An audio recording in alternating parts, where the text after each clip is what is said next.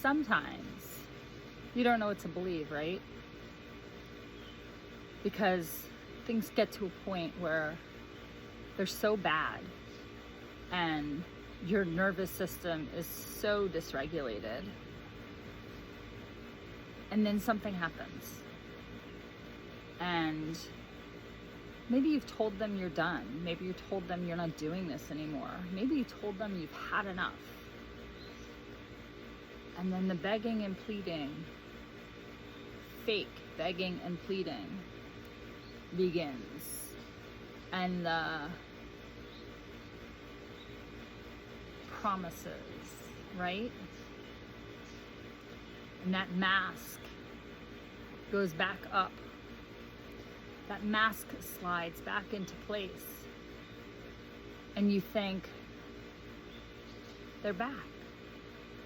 You've got glimpses of that person that you remember, the person that you fell for,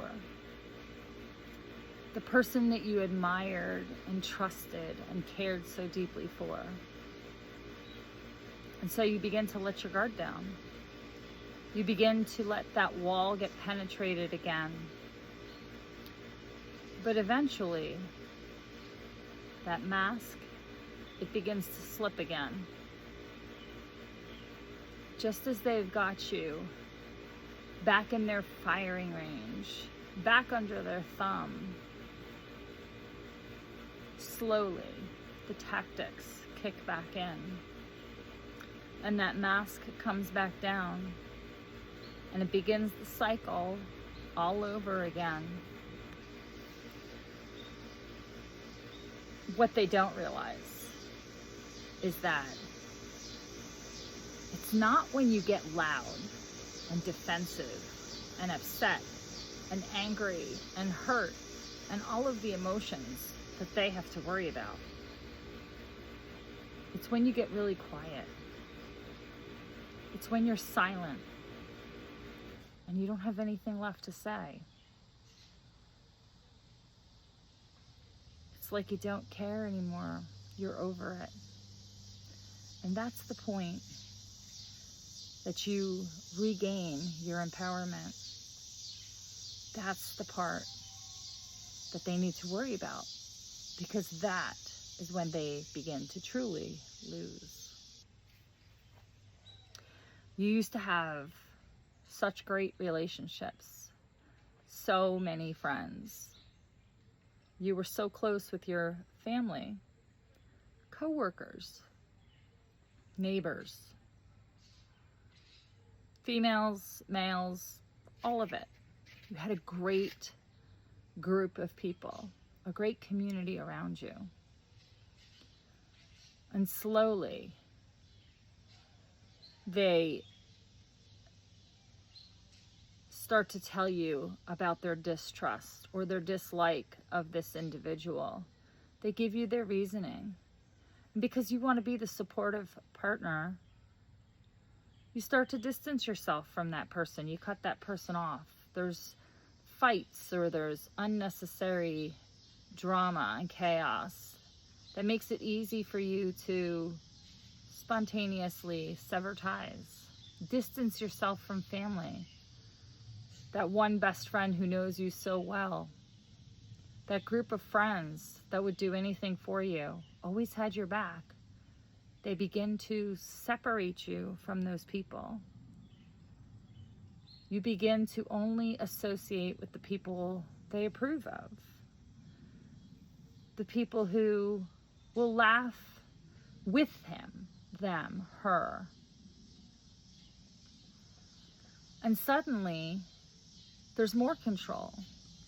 Maybe it's the finances. Maybe you have less control over grocery shopping, or what you spend in a month, or where you can take the kids, what activities they're allowed to do. Suddenly their control is seeping in from all different angles. Suddenly you find yourself doing and agreeing with things you never would have previously. But you love this person. You care about this person. You admire this person. So you do it. You go along with it. Until one day you realize you're in so deep that you have very little to no autonomy left. And you're in this place where you're thinking, what can I possibly do? I'm stuck. I'm trapped.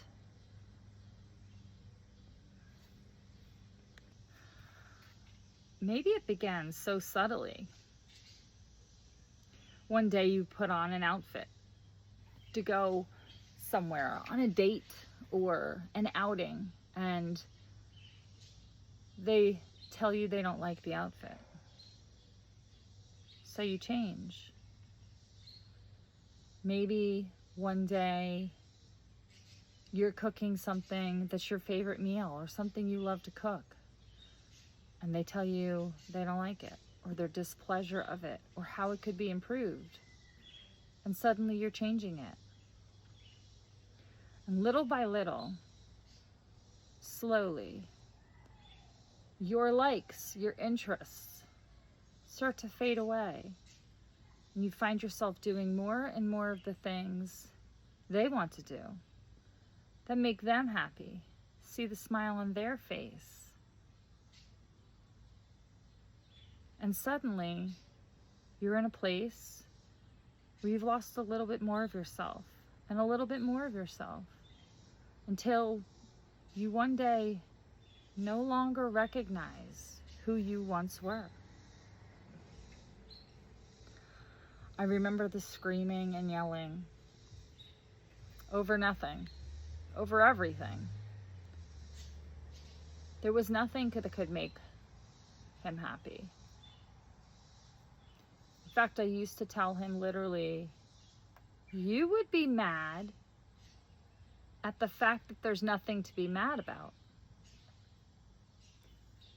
You can do no right. Damned if you do and damned if you don't. And he would just get louder and louder until he was literally like tomato red, to get you to get quieter and quieter, more submissive. Always had to have the last word, even when they were dead wrong. The gaslighting was real. You remember a story in an instance so vividly. Like me, people have forever told me that I have the memory of an elephant. I can tell you times, dates, locations, what people were wearing, who was there. But suddenly, like, a story gets retold about an instance or an event or anything. And you're sitting there, that's not what happened. That's not how it happened. That's not when it happened. That's not who was there. And they're rewriting the whole thing and telling you that you're crazy, that you're wild, that you're not remembering things the way they happened. And convincing people that you're slipping. Convincing people that I just want the story to be the way I want it so that I look better.